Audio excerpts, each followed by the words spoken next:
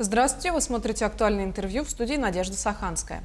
1 октября мы отмечаем День пожилых людей. Какие мероприятия будут приурочены к празднику, как они будут проходить, об этом мы сегодня и поговорим. Наши гости в студии: Наталья Пахомова, заместитель председателя комиссии Общественной палаты Республики Саха, директор Республиканского комплексного центра социального обслуживания населения. Наталья Николаевна, добрый день. Добрый день.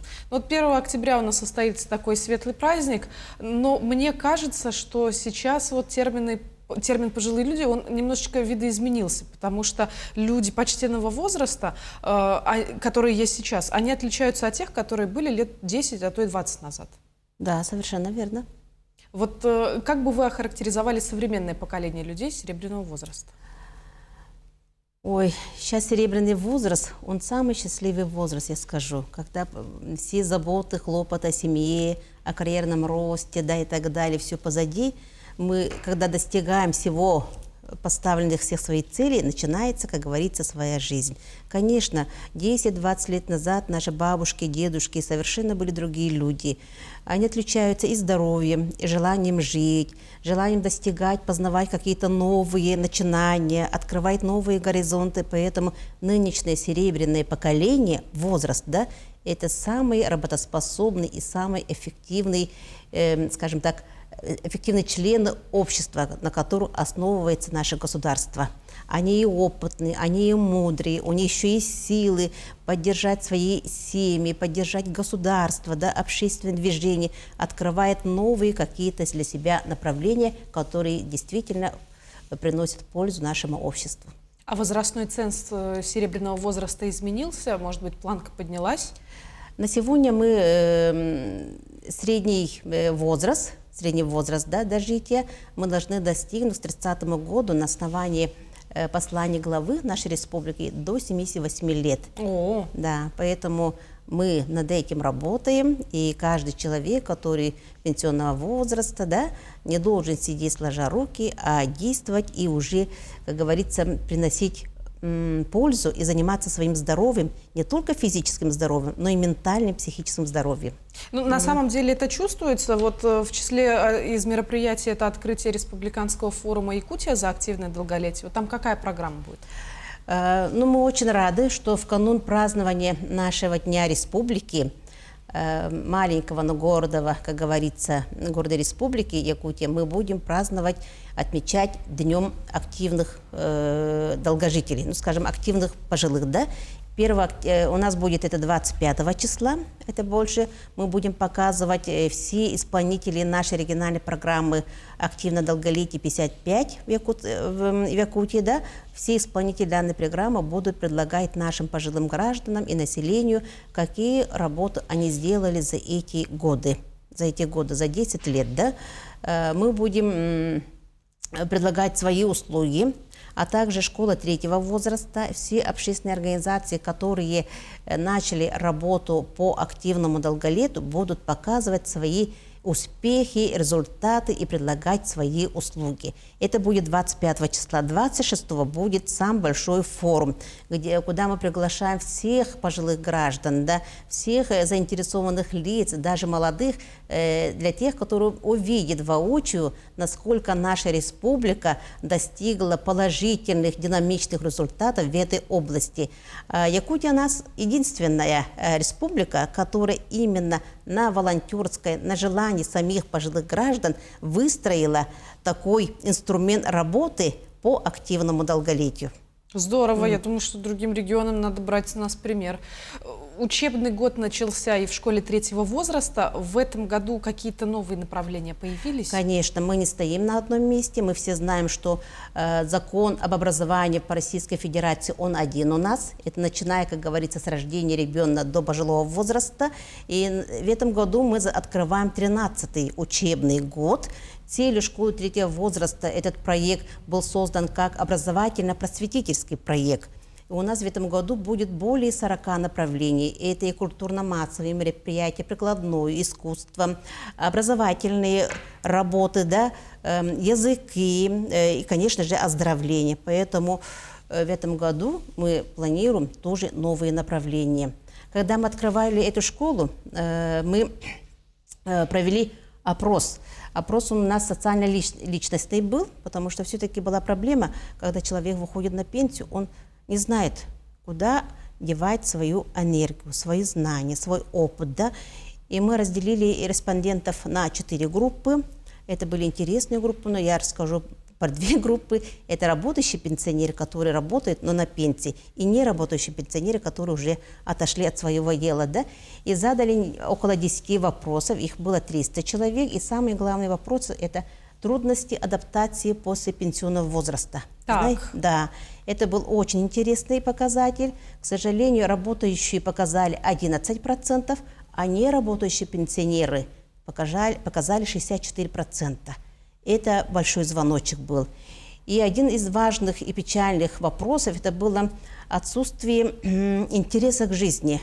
Ну, такой тоже серьезный вопрос, да.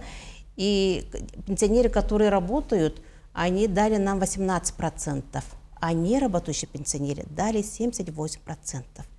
И это прямо тревожные проценты, над которыми мы уже 10 лет трудимся. И на сегодня у нас эти показатели изменились на 30-40%. Из этого мы можем сказать, что данный инструмент работы, да, по активному долголетию, он уже сделает закономерный такой вывод, что он эффективен и дает свои положительные плоды. А вот в таком случае как можно записаться в школу? Как стать слушателем каких-нибудь курсов?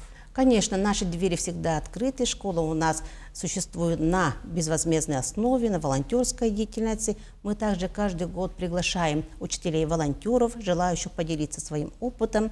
Мы находимся на Федора Попова, 14/6, наверное, знаете, это напротив старого здания магазина «Манчары». Если мы так говорим, так как-то легче принимается, да?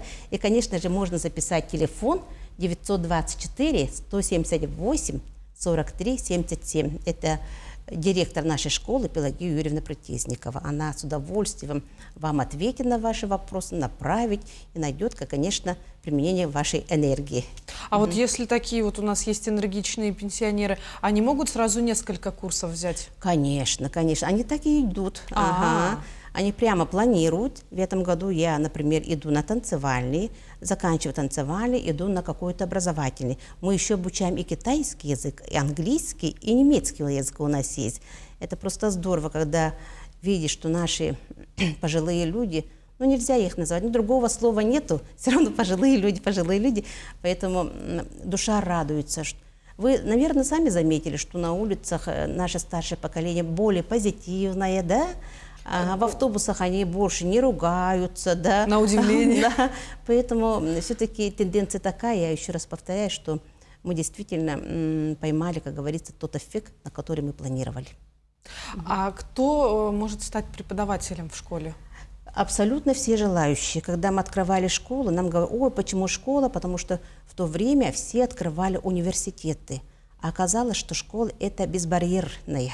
Университет, как-то в советские времена осталось, поступают самые умные, да, экзамены сдают, скажем так, те, которые хорошо учились. А школы это обнуляются после пенсии все. Мы начинаем как первоклашки. Кто профессор, кто в клининговой компании работает, не имеет никакого значения. Мы начинаем с 1 класса обучать и принимать образование. Поэтому школа для нас легче и абсолютно для всех желающих.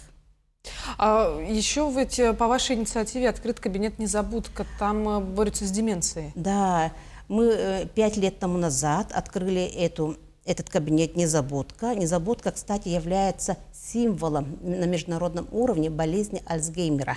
Мы этот инструмент, технологию работы социальной, да, привезли из Европы. Ну, они уже давно, как говорится, этим занимаются. И, знаете, она очень востребована. Когнитивные нарушения, да, провалы в памяти – это то, что нам дает действительно в семьях большой, скажем так, негатив. Потому что бабушки, дедушки не знают, что с ними случилось. Сегодня уснули, как говорится, здоровыми, а проснулись, уже ничего не помним. Члены семьи тоже не знают, как обращаться с ней.